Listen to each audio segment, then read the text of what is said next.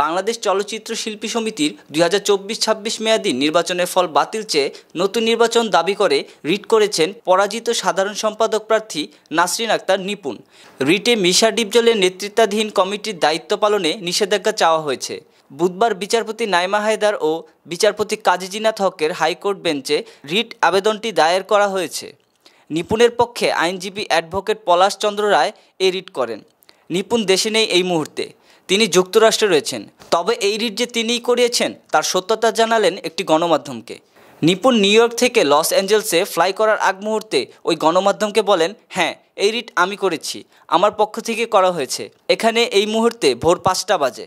আমি new York থেকে loss অ্যাঞ্জেলসের উদ্দেশ্যে ফ্লাই করব।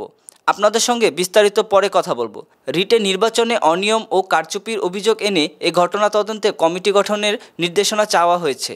পাশাপাশি নতুন করে নির্বাচনে তফসিল ঘোষণার নির্দেশনা চাওয়া হয়েছে।